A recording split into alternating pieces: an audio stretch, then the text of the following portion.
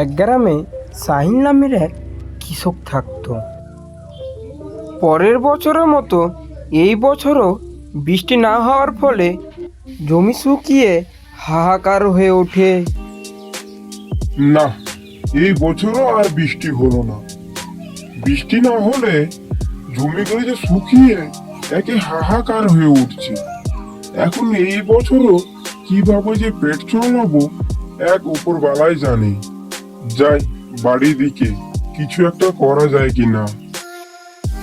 তারপরে সাহিল বাড়ির দিকে চলে যায়।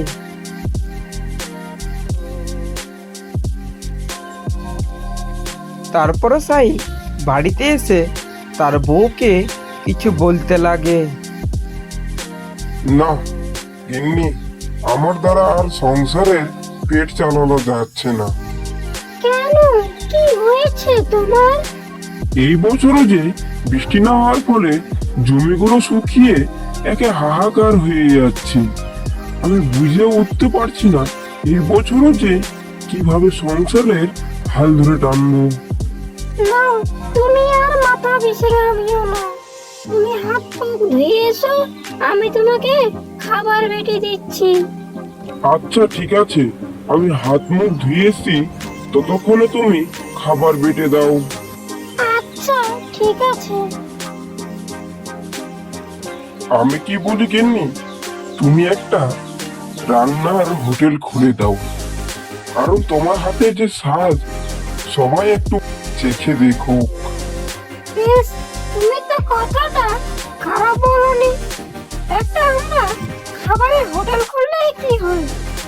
আরে আরে, তুমি সত্যি ভেবেছো নাকি? আমি তো তোমায় একটু একই মেরে বললাম। না, আমরা হোটেলটা খুললে বেশ কিছু পয়সা হতো, আমাদের অভাব থাকতো না। আচ্ছা, আমি তাহলে দেখছি ব্যাপারটা কি করা যায়। তারপর সাহিল ও তার স্ত্রী দুজন মিলে একটি ভাতের হোটেল খুলে। বাহ দাদা, তোমাদের হোটেলের যে খাবারটা না অনেক সুন্দর। আমি জীবনে এমন সুন্দর খাবার খাইনি।